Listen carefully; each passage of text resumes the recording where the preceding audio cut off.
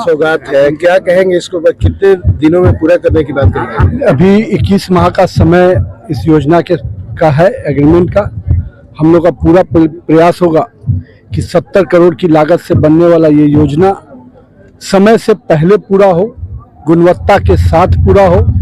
और मैंने अधिकारियों को कहा है हर महीने का रोड मैप बनाइए कि इस महीने तक हम इतना काम करेंगे, और वो पूरा रोड मैप विभाग के स्तर पर भी मॉनिटर किया जाएगा।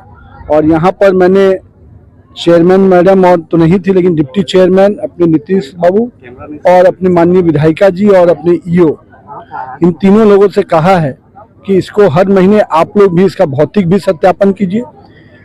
मैं जिस तत्परता से, जिस प्रयास से माननीय विधायिका जी ने, माननीय अपने डिप्टी चेयरमैन और सब लोग के प्रयास से जो योजना आई है वो समय पर पूरा हो, गुणवत्ता के साथ पूरा हो, इसकी पूरी मॉनिटरिंग हम लोग करेंगे। इस योजना के पूरा होने से लाभ क्या मिलेगा शहर वालों को? देखिए, जो एसटीपी योजना एक बहुत ही, जो घर के सीवरेज का पानी होता है वो डायरेक्ट जो हम लोग ड्रेनेज में जोड़ते हैं, इस योजना से उसको लाभ मिलेगा कि घर के सीवरेज का पानी अब हम लोग पूरी तरह से रिसाइकलिंग एसटीपी का प्रोसेसिंग करके पानी को शुद्ध करके निकाल पाएंगे, जिससे कि जो घरों की गंदगी के पानी है वो डायरेक्ट जो नदियों में मिलते हैं, बाकी जो मिलते हैं उससे नहीं। और साथ में साथ इसके ड्रेनेज योजना को भी हम लोग भविष्य में इसको लाने जा रहे हैं।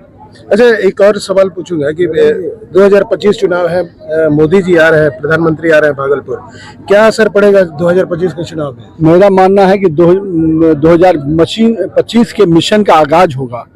जिस प्रकार से दिल्ली में नरेंद्र मोदी के नेतृत्व में पूरी दिल्ली में केजरीवाल का सफाया हुआ, और कह सकते हैं कि दिल्ली की जनता ने इस देश को सुरक्षित करने के लिए आपदा को बदला और अवसर को लाया है। यानी भारतीय जनता पार्टी की सरकार बनी है, अब दिल्ली को विकास के अवसर मिलेंगे, भारत सुरक्षित रहेगा, और उस आयाम को देने के लिए माननीय प्रधानमंत्री जी का अभिवादन पूरी बिहार की जनता करेगी।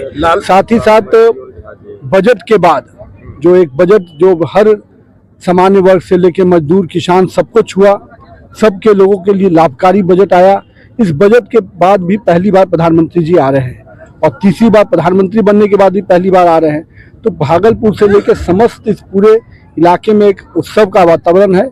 और कल ही मैं भागलपुर में दिन भर था, और भागलपुर में जिस प्रकार से लोगों में उत्साह है, मुझे उम्मीद है कि 24 फरवरी को एक ऐतिहासिक कार्यक्रम होगा और 20,000 करोड़ से ऊपर की योजनाओं का सौगात माननीय प्रधानमंत्री जी बिहार को देने जा रहे हैं। लालू जी बोल रहे हैं कि बिहार में जब तक हम जिंदा हैं बीजेपी सरकार नहीं बना पाएगी। नहीं, लालू जी बहुत लंबे वर्षों तक जीवित रहे, हम लोग हमेशा उनके लिए दुआ करेंगे, लेकिन भाजपा की सरकार को आप रोक नहीं पाएंगे। आपने उस रथ को रोका था तो क्या हुआ, अयोध्या में पवित्र राम मंदिर बन गया। आप जब जब रोकिएगा हम और बढ़ेंगे। उनका कहना है कि दिल्ली चुनाव का असर नहीं पड़ेगा। हाँ, जमुई की जनता से अपील करेंगे कि 2025 में पूरी तरह से एनडीए गठबंधन को फिर से मौका दीजिए।